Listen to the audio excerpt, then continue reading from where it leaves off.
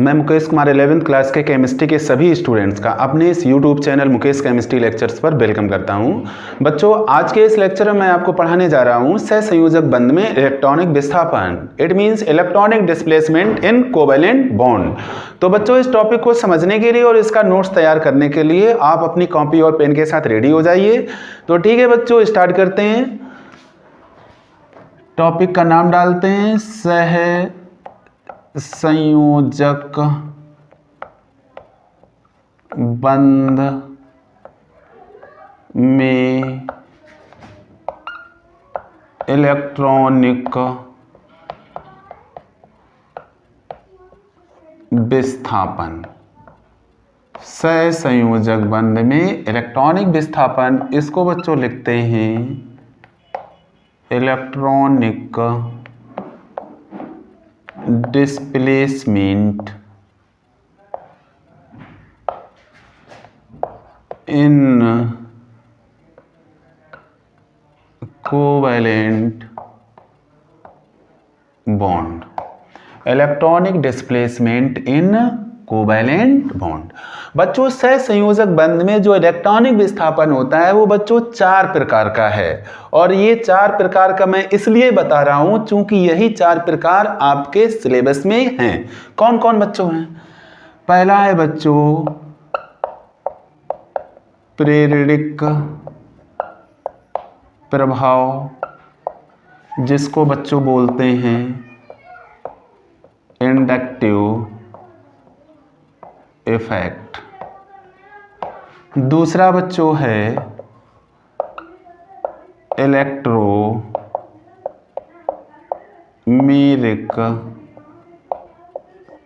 प्रभाव। इलेक्ट्रोमेरिक प्रभाव, इलेक्ट्रोमेरिक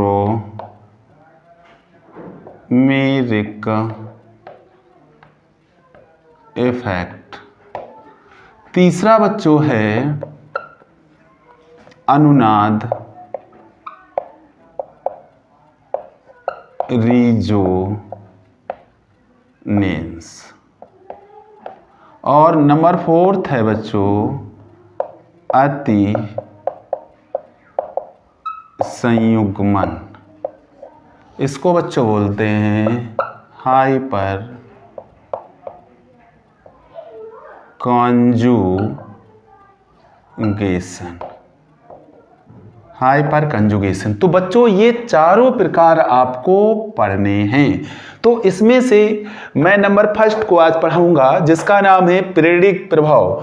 तो इंडक्टिव इफेक्ट को स्टार्ट करते हैं बच्चों और इसको आपको समझाते हैं। इंडक्टिव इफेक्ट मीन्स प्रेरणिक प्रभाव। बच्चों, इसको समझने के पहले जरा बेसिक कॉन्सेप्ट कोवैलेंट बॉन्ड की आप एक बार रिकॉल करिए, जिसमें आपको ये बताया जाता है कि 2 परमाणुओं के बीच में कोवैलेंट बॉन्ड तभी बनता है जब वो दोनों परमाणु इलेक्ट्रॉनों की बराबर की साझेदारी करते हैं।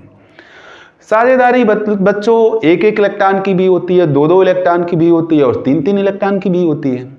लेकिन जब नॉर्मल कोवैलेंट बॉन्ड की बात आती है तो उसमें 1-1 इलेक्ट्रॉन की साझेदारी वाला भी कोवैलेंट बॉन्ड टेक करते हैं। और इसी पे चलो बच्चों विचार करते हैं। तो बच्चों, जैसे यहाँ पर मैं 2 टाइप लेता हूँ। एक बार दोनों परमाणु समान ले लिए मैंने, और दूसरी जगह दोनों परमाणु असमान ले लिए। तो देखिए बच्चों, समान परमाणुओं के बीच में कोवैलेंट बॉन्ड बनाया और असमान परमाणुओं के बीच कोवैलेंट बॉन्ड बनाया। अब बच्चों, अगर ये कोवैलेंट बॉन्ड मैंने बनाया है तो सीधी सी बात है कि इस कोवैलेंट बॉन्ड के बनने में एक इलेक्ट्रॉन ए का यूज हुआ है इस ए परमाणु का, और एक इलेक्ट्रॉन इस ए परमाणु का यूज हुआ है। और इस कोवैलेंट बॉन्ड के बनने में भी एक परमाणु एक इलेक्ट्रॉन इस ए परमाणु का यूज हुआ और एक इलेक्ट्रॉन इस दूसरे बी परमाणु का यूज हुआ, तभी ये कोवैलेंट बॉन्ड बना है।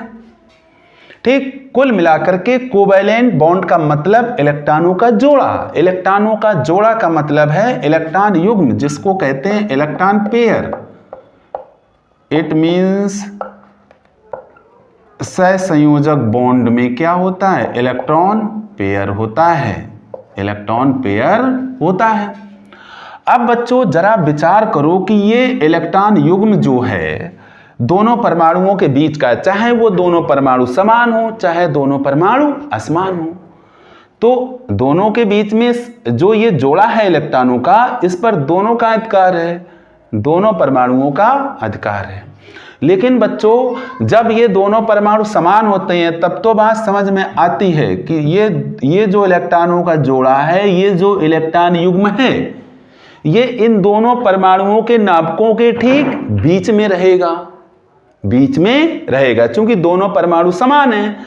समान का मतलब बच्चों यहां इस बात से है कि इन दोनों के द्वारा इलेक्ट्रॉनों को आकर्षित करने की पावर, इलेक्ट्रॉनों को आकर्षित करने की पावर का मतलब है विद्युत ऋणात्मकता।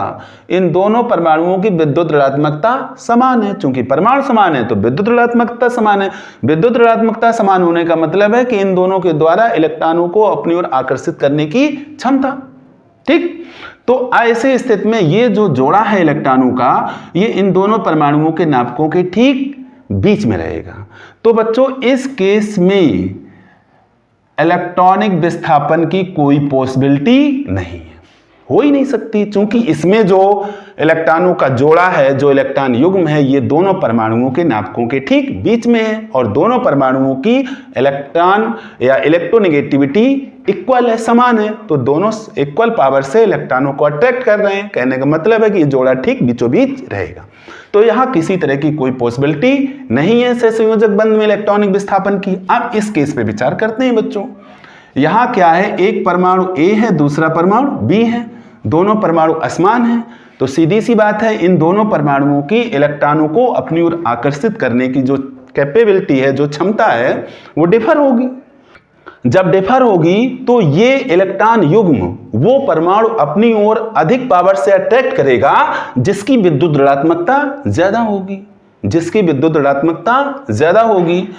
देखिए बच्चों, विद्युत ऋणात्मकता जो आपको पढ़ाई जाती है, जो आपने पढ़ी है, उसका सीधा सा मतलब होता है इलेक्ट्रॉनों को अपनी ओर आकर्षित करने की क्षमता। और इलेक्ट्रोनेगेटिविटी को क्या कहते हैं, विद्युत ऋणात्मकता को इंग्लिश में क्या कहते हैं बच्चों, इलेक्ट्रोनेगेटिविटी, EN। तो यहां पर अगर हम ये मान लें कि A की इलेक्ट्रोनेगेटिविटी B की इलेक्ट्रोनेगेटिविटी से कैसी है, ज्यादा है, तो ये जो इलेक्ट्रॉनों का जोड़ा है, ये इलेक्ट्रॉनों का जोड़ा बच्चों किसकी तरफ आएगा, A की तरफ विस्थापित हो जाएगा। कब, इस केस में अगर यहां हम ये मान लें कि A की इलेक्ट्रोनेगेटिविटी कम है और B की इलेक्ट्रोनेगेटिविटी ज्यादा है, तो ये जो जोड़ा है इलेक्ट्रॉनों का, ये ठीक बीच में ना रहकर किसकी तरफ विस्थापित हो जाएगा, B की तरफ विस्थापित हो जाएगा। अगर इतनी बात आप समझ गए तो यही है बच्चों प्रेरिक प्रभाव। इसी को कहते हैं बच्चों इंडक्टिव इफेक्ट। इसको क्या कहते हैं, इंडक्टिव इफेक्ट कहते हैं। अब बच्चों इसको करते हैं डिफाइन। तो बच्चों समान परमाणुओं का केस नहीं लेना है, असमान परमाणुओं का केस लेना है, और इसको मैं करता हूं डिफाइन। डेफिनेशन इसकी देख लेते हैं। दो असमान परमाणुओं, दो असमान परमाणुओं के मध्य बने सह संयोजी बंध में, दो असमान परमाणुओं के मध्य बने सहसंयोजी बंध में सह संयोजी बंध का इलेक्ट्रॉन युग्म, वही बच्चों इलेक्ट्रॉनों का जोड़ा, दोनों परमाणुओं के नाभिकों, दोनों परमाणुओं के नाभिकों के ठीक बीच में ना होकर, ठीक बीच में ना होकर उस परमाणु की ओर क्या होता है बच्चों, विस्थापित हो जाता है, उस परमाणु की ओर विस्थापित हो जाता है, उस परमाणु की ओर विस्थापित हो जाता है जिसकी विद्युत ऋणात्मकता, विद्युत ऋणात्मकता कैसी होती है बच्चों, उच्च होती है, उच्च होती है, जिसकी विद्युत ऋणात्मकता उच्च होती है। यही बच्चों मैंने अभी एक्सप्लेन किया है। इलेक्ट्रॉन युग्म,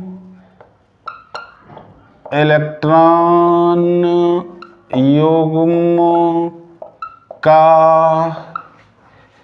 यह विस्थापन प्रेरिक प्रभाव कहलाता है। क्या कहलाता है बच्चों, प्रेरिक प्रभाव कहलाता है। इलेक्ट्रॉन युग्म का यह विस्थापन प्रेरिक प्रभाव कहलाता है। अब मैं समझता हूं कि आपको इसका कॉन्सेप्ट क्लियर हो गया होगा।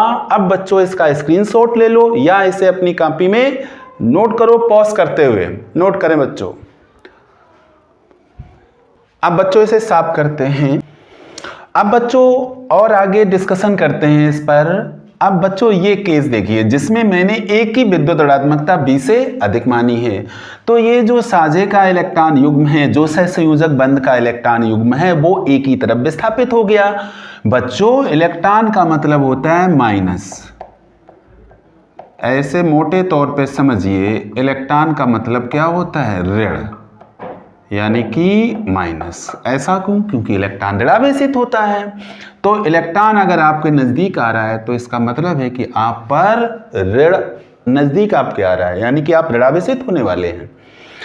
देखिए बच्चों एक ग्रीक लेटर होता है ये, जिसको कहते हैं छोटा डेल्टा या डेल्टा ही बोलते हैं, छोटा डेल्टा।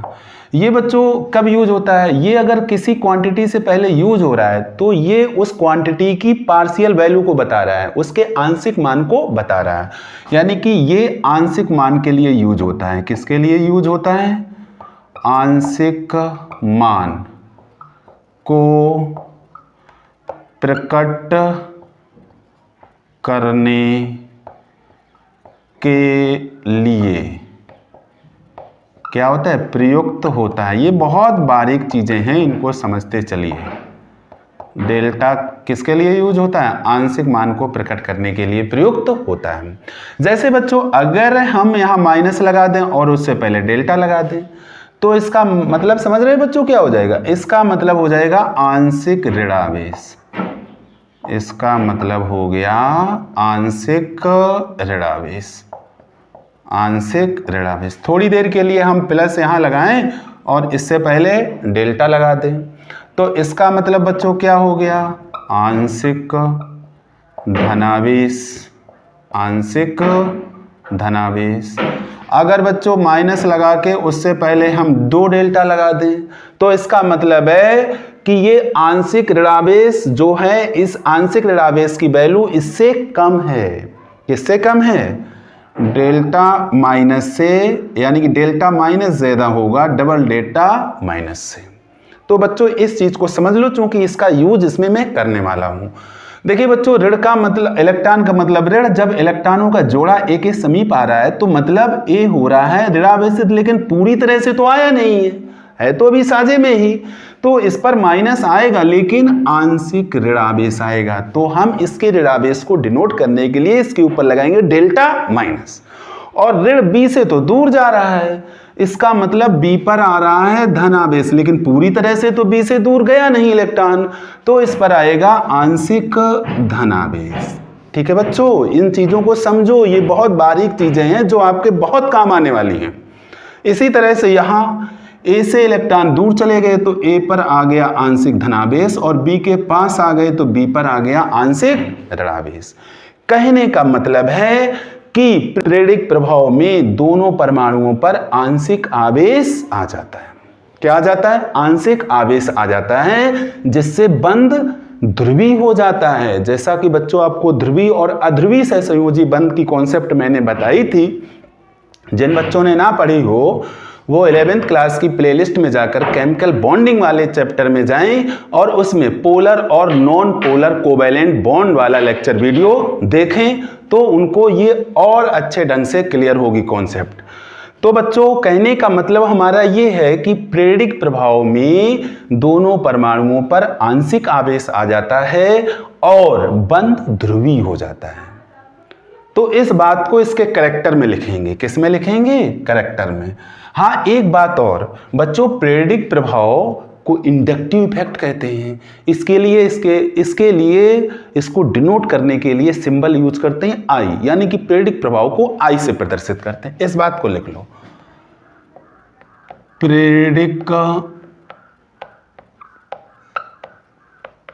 प्रभाव को आई सिंबल है, बड़ा आई बनेगा, आई से प्रदर्शित करते हैं। प्रेरक प्रभाव को आई से प्रदर्शित करते हैं। अब बच्चों इसके आते हैं कैरेक्टर में, लक्षणों में आते हैं। कैरेक्टरिस्टिक्स, किसके कैरेक्टरिस्टिक्स पढ़ने जा रहे हैं बच्चों? प्रेरक प्रभाव के। कैरेक्टरिस्टिक्स मींस लक्षण। ठीक, पहला लक्षण अभी जो मैंने एक्सप्लेनेशन किया है इसी को समराइज करेंगे। प्रेरक प्रभाव में दोनों परमाणुओं पर आंशिक, क्या आ जाता है बच्चों? आंशिक आवेश आ जाता है। आंशिक आवेश आ जाता है, इससे होगा क्या? और बंध, जो सहसंयोजक बॉन्ड है, और बंध ध्रुवीय हो जाता है। कैसा हो जाता है? ध्रुवीय, यानी कि पोलर हो जाता है। क्या हो जाता है? पोलर हो जाता है। अब बच्चों दूसरी पॉइंट पे आते हैं और दूसरा पॉइंट क्लियर करते हैं। बच्चों इस पॉइंट को क्लियर करने से पहले बच्चों मैं चाह रहा हूँ इसे आप नोट कर लें पहले, क्योंकि मैं इसको यही एक्सप्लेन करूँगा। इसे नोट कर लीजिए या इसका स्क्रीनशॉट ले लीजिए। स्क्रीनशॉट इसका। ठीक बच्चों, इसको साफ करते हैं। अब बच्चों सेकेंड पॉइंट को समझने के लिए मैं यहाँ पर एक कार्बनिक यौगिक लेता हूँ, जिसमें कार्बन परमाणुओं की चेन जो है वो लेंदी है, लंबी है। मैंने ले लिए 1 2 3 4 5 कार्बन ले लिए, और भी ले सकते हो, कोई दिक्कत नहीं है। और इससे एक परमाणु जोड़ दिया हमने X, एक परमाणु जोड़ दिया X, और ये सारे परमाणु जोड़ दिए सहसंयोजक बंध से। अब दूसरा और इसका एग्जाम्पल लेते हैं। यहाँ पर भी मैंने कार्बन परमाणु ले लिए और यहाँ इस कार्बन परमाणु, लास्ट वाले कार्बन परमाणु से एक परमाणु जोड़ दिया हमने Y। ठीक बच्चों, अब ध्यान देना बच्चों, अगर ये X परमाणु, अगर ये X परमाणु इस कार्बन से अधिक विद्युत ऋणात्मक है, अधिक विद्युत ऋणात्मक है, तो यहाँ ये इन दोनों के बीच में ये जो सहसंयोजक बॉन्ड बना है इसको ये अपनी ओर अट्रैक्ट करेगा। अट्रैक्ट जब करेगा बच्चों, यानी कि इस वाले केस में मैं मान रहा हूँ कि हाँ, इस वाले केस में मैं ये मान के चलता हूँ कि X की इलेक्ट्रोनिगेटिविटी अधिक है। किससे? कार्बन से।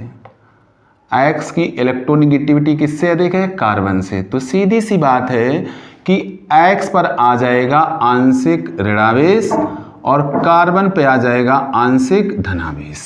अब देखिए बच्चों, यहाँ बनी है चैन, तो ये जो प्रेरिक प्रभाव है ये संचारित होता है। जो भी कार्बन चैन है उस कार्बन चैन में इसका हो जाता है संचरण, यानी कि ये पीछे भी सभी पर दिखाई देगा आपको। जैसे जैसे प्रेरिक प्रभाव उत्पन्न करने वाले परमाणु से आप दूर जाएंगे ये प्रभाव कम होता चला जाएगा, लेकिन होगा जरूर। जैसे इस कार्बन पर प्रेरिक प्रभाव उत्पन्न हो रहा है, तो इससे जो जुड़ा है कार्बन परमाणु दूसरा सहसंयोजक बंध से, तो इस पर भी प्रेरिक प्रभाव का असर दिखेगा और इस पर जो आंशिक आवेश आएगा वो इस परमाणु से कम आएगा, लेकिन आएगा जरूर। और ये जो आगे पीछे और इसके पीछे वाला जो कार्बन परमाणु है इस पर भी इसका असर आएगा, तो ये भी आंशिक धनावेशित होगा लेकिन इसकी तुलना में कम होगा। इसी तरह से इस पर भी इसका असर आएगा। ठीक है, ये बात है, यानी कि प्रेरिक प्रभाव संचारित हो जाता है। क्या हो जाता है? संचारित हो जाता है। ठीक है, अब यहां पर दूसरा केस देखिए, इस पर भी आएगा बच्चों, इस पर इससे भी कम आएगा। अब बच्चों ये केस देखो, यहां पर अगर हम ये मान लें कि जो कार्बन की इलेक्ट्रोनिगेटिविटी है वो कार्बन की जो इलेक्ट्रोनिगेटिविटी है वो अधिक है। किसके कंपैरिजन में? Y की इलेक्ट्रोनिगेटिविटी के कंपैरिजन में। तो क्या होगा? तो यहाँ जो साझे का इलेक्ट्रॉन युग्म होगा ये किसकी तरफ विस्थापित हो जाएगा? ये बच्चों हो जाएगा विस्थापित कार्बन की तरफ। तो इस पर आ जाएगा आंशिक ऋणावेश और इस पर आ जाएगा आंशिक धनावेश। इस पर भी आंशिक ऋणावेश आ जाएगा, चूंकि ये प्रभाव जो है ये संचारित हो जाता है, ट्रांसमिट हो जाता है।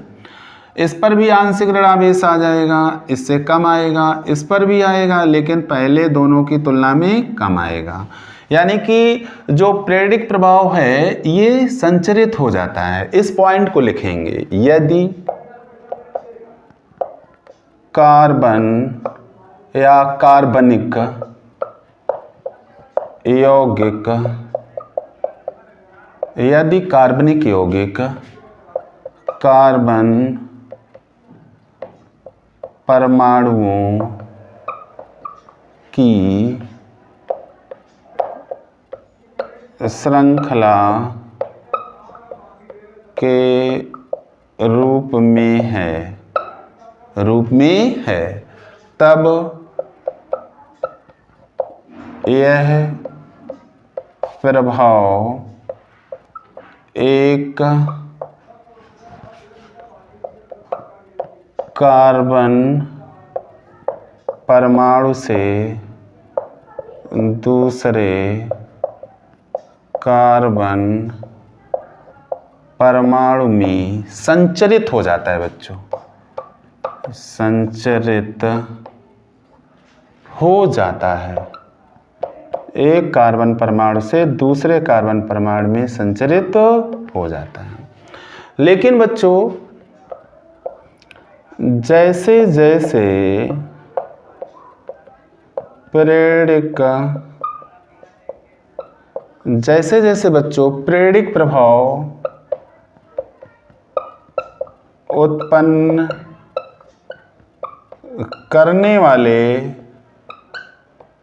प्रेरिक प्रभाव उत्पन्न करने वाले परमाणु से दूर जाते हैं, जैसे जैसे प्रेरिक प्रभाव उत्पन्न करने वाले परमाणु से दूर जाते हैं, यह प्रभाव कम होता चला जाता है। यह प्रभाव कम होता चला जाता है। और बच्चों सबसे लास्ट में सबसे इंपॉर्टेंट बात यह है, यानी कि प्रेडिक प्रभाव, यह एक स्थायी यानी कि स्टेबल यह एक स्थायी प्रभाव है। यह कैसा प्रभाव है? ये इलेक्ट्रॉनिक प्रभाव तो है, लेकिन यह एक स्थायी इलेक्ट्रॉनिक प्रभाव है। ठीक बच्चों, इसे आप करिए नोट। इसके बाद प्रेडिक प्रभाव उत्पन्न करने वाले समूहों की चर्चा करेंगे और बताएंगे कि प्रेडिक प्रभाव उत्पन्न करने वाले समूह दो प्रकार के होते हैं। तो पहले बच्चों इसे आप नोट करें। अब इसे करते हैं बच्चों साफ। तो बच्चों अब इस बात पे डिस्कशन करते हैं कि ये प्रभाव कितने प्रकार का हो सकता है। तो बच्चों ये प्रभाव दो प्रकार का हो सकता है। पहला केस कि कार्बन परमाणु से जुड़ा परमाणु या समूह या तो साझे के इलेक्ट्रॉन युग्म को अपनी ओर खींचे या साझे के इलेक्ट्रॉन युग्म को अपने से दूर भेजे। अपनी ओर खींचने का मतलब है अट्रैक्ट करे, आकर्षित करे। दूर धकेलने का मतलब है प्रतिकर्षित करे। कहने का मतलब है कि ऐसे परमाणु या समूह जो प्रेरिक प्रभाव उत्पन्न करते हैं वो दो प्रकार के होते हैं। उनको दो कैटेगरी में आप बांट सकते हैं। एक तो वे परमाणु या समूह जो साझे के इलेक्ट्रॉन युग्म को अपने से दूर भेजें और दूसरे वो जो अपनी ओर अट्रैक्ट करें। बच्चों जो साझे के इलेक्ट्रॉन युग्म को अपनी ओर अट्रैक्ट करते हैं, अपनी ओर खींचते हैं, किसको बच्चों? इलेक्ट्रॉन युग्म को। जैसा कि मैंने आपको बताया कि इलेक्ट्रॉन युग्म का मतलब है बच्चों माइनस, निगेटिव। क्या मतलब है? निगेटिव। बच्चों जो माइनस को अपनी ओर खींचेगा, जो माइनस को अपनी ओर खींचेगा यानी कि जो ऋण को अपनी ओर खींचेगा वो कैसा प्रभाव उत्पन्न करेगा? वो बच्चों ऋणात्मक प्रभाव उत्पन्न करेगा। यानी कि इस तरह के परमाणु या समूह को -I प्रभाव वाले परमाणु या समूह कहते हैं। दूसरी तरफ जो इस इलेक्ट्रॉन युग्म को अपने से दूर धक्का मार के दूर भेजेगा, इलेक्ट्रॉन युग्म को दूर भेजेगा, यानी कि ऋण को दूर भेज रहा है, ऋण को दूर भेज रहा है, वो कैसा कहलाएगा बच्चों? ऋण को दूर भेज रहा है, ऋण अपने से दूर भगा रहा है, तो वो कैसा हो जाएगा? वो कैसा प्रभाव उत्पन्न कर रहा है? वो धनी हो रहा है, धनात्मक प्रभाव उत्पन्न कर रहा है। तो ऐसे परमाणु या समूहों को +I प्रभाव वाले परमाणु या समूह कहते हैं। कहने का मतलब है कि आपका जो ये I प्रभाव है, यानी कि जो प्रेरिक प्रभाव है, इसको हम डिवाइड करते हैं दो भागों में। पहला -I प्रभाव, दूसरा +I प्रभाव। यहां पे लिखते हैं इलेक्ट्रॉन युग्म को अपनी ओर खींचना। -I प्रभाव कब उत्पन्न होगा? जब इलेक्ट्रॉन को अपनी ओर खींचना होगा, यानी कि जब परमाणु या समूह इलेक्ट्रॉन युग्म को अपनी ओर खींचेंगे। +I प्रभाव इलेक्ट्रॉन युग्म को अपने से दूर धकेलना। खींचना मतलब अट्रैक्ट करना, आकर्षित करना। धकेलना का मतलब रिपेल करना, प्रतिकर्षित करना। ठीक है। अब देखिए बच्चों, तो प्रेरिक प्रभाव दो प्रकार का होता है, -I प्रभाव और +I प्रभाव। अब इसको बच्चों मैं करता हूं समराइज। यहां लिखता हूं प्रेरिक प्रभाव दो प्रकार का होता है। नंबर फर्स्ट माइनस आई प्रभाव, यानी कि ऋणात्मक प्रेरित प्रभाव। वे परमाणु या समूह जो इलेक्ट्रॉन युग्म को अपनी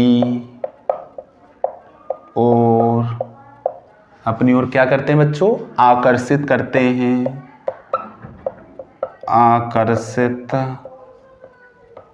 करते हैं, आकर्षित करते हैं। माइनस आई प्रभाव वाले कहलाते हैं, माइनस आई प्रभाव वाले कहलाते हैं। माइनस आई प्रभाव वाले परमाणु या समूह, माइनस आई प्रभाव वाले परमाणु या समूह तथा बच्चों उनका क्रम। अब इसकी चर्चा कर लेते हैं बच्चों। कौन कौन से परमाणु या समूह माइनस आई प्रभाव उत्पन्न करते हैं? तो इसमें सबसे पहले बच्चों NF3 को लेते हैं, NF3, लेकिन बच्चों यहाँ N पर रहता है पॉजिटिव चार्ज। इसके बाद बच्चों लेते हैं NR, ये मैं R बना रहा हूँ, NR सही से बना देता हूँ, NR3। यहाँ पर भी बच्चों N पर पॉजिटिव चार्ज रहेगा। इसके बाद N से जोड़ देता हूँ H, NH3, इस पर भी पॉजिटिव चार्ज रहेगा। सबसे अधिक माइनस आई प्रभाव NF3 का होता है, इससे कम NR3+ का होता है, इससे कम NH3+ का होता है, इससे कम बच्चों NO2, इससे कम CN। अब बच्चों इसे मैं करता हूं साफ,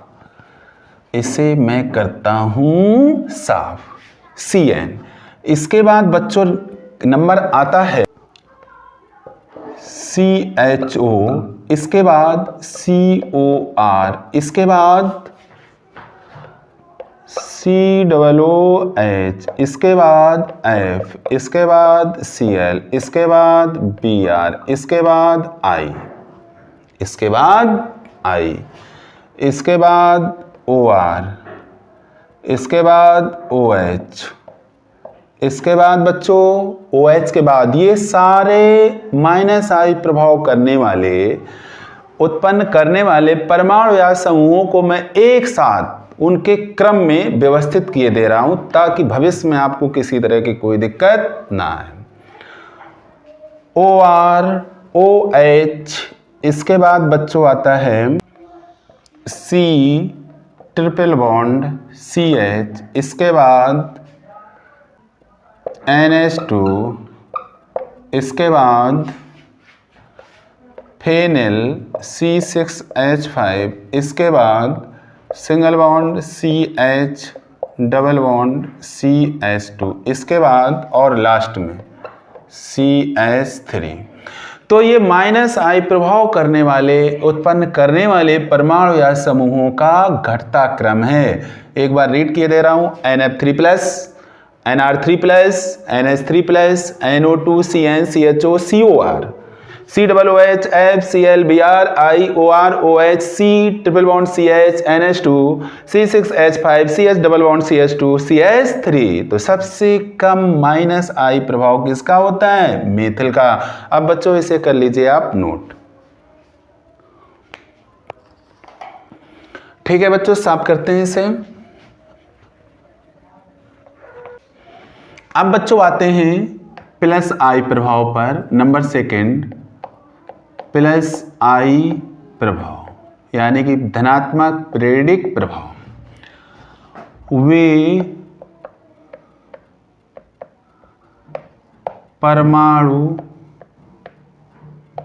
या समूह जो इलेक्ट्रॉन युग्म को, जो बच्चों इलेक्ट्रॉन युग्म को प्रतिकर्षित करते हैं, प्रतिकर्षित करते हैं, प्लस आई प्रभाव वाले कहलाते हैं। क्या कहलाते हैं बच्चों? प्लस आई प्रभाव वाले कहलाते हैं। प्लस आई प्रभाव, प्लस आई प्रभाव उत्पन्न करने वाले परमाणु या समूह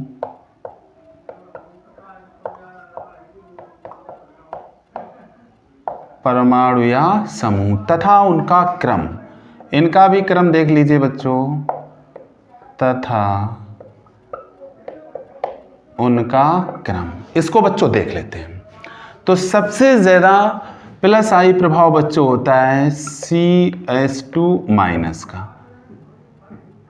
CH2 माइनस का। इससे कम बच्चों होता है NH माइनस का। इससे कम बच्चों होता है O माइनस का। ये मैं सर्किल में माइनस लगा रहा हूँ, O माइनस। और इससे कम बच्चों होता है COO माइनस का। अब इसके बाद बच्चों आ जाते हैं कि मैं लिखूंगा यहाँ पर CH3 CH3 CH3।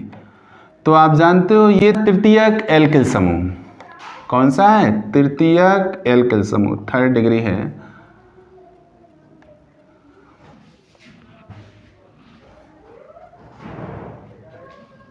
Third degree है। इसके बाद बच्चों आ जाता है नंबर, यहाँ आप इसको H बना दो, ये CH3 कर दो और ये CH3 कर दो। तो ये बच्चों सेकेंडरी एल्किल समूह है। इसके बाद बच्चों नंबर आ जाता है, यहाँ H कर दिया, यहाँ H कर दिया, यहाँ मैंने कर दिया CH3। तो बच्चों ये प्राथमिक एल्किल समूह आ जाता है। और सबसे लास्ट में मैं कर दूं H H H यानी कि मेथिल। तो सबसे कम प्लस आई प्रभाव मेथिल का होता है। बच्चों इसमें थोड़ा आप करेक्शन कर लीजिएगा। हमें लगता है कि मैंने क्या किया है, माइनस आई प्रभाव में लास्ट में लिख दिया है CH3 कि सबसे कम माइनस आई प्रभाव CH3 का होता है। लेकिन बच्चों वहाँ पर आपको CH3 की जगह हाइड्रोजन कर लेना है। क्या करना है बच्चों? हाइड्रोजन करना है। तो ठीक है, मैं समझता हूं कि आप वहां हाइड्रोजन कर लेंगे। तो इस तरह से बच्चों पीरियडिक प्रभाव वाला लेक्चर अब समाप्त करते हैं। ये कंप्लीट हो चुका है। आप इसे कॉपी में लिख लेंगे, मुझे पूरी उम्मीद है, और आप इसे तैयार भी कर लेंगे। तो जैसा कि बच्चों हर लेक्चर वीडियो में मैं लास्ट में कहता हूं कि जो नए बच्चे हमारे लेक्चर वीडियो से जुड़ रहे हैं, चूंकि चैनल हमारा नया है और उनको हमारी केमिस्ट्री अगर समझ में आ रही है तो चैनल को सब्सक्राइब आप ज़रूर कर लें ताकि अधिक से अधिक चैनल का प्रचार हो सके। Thank you so much.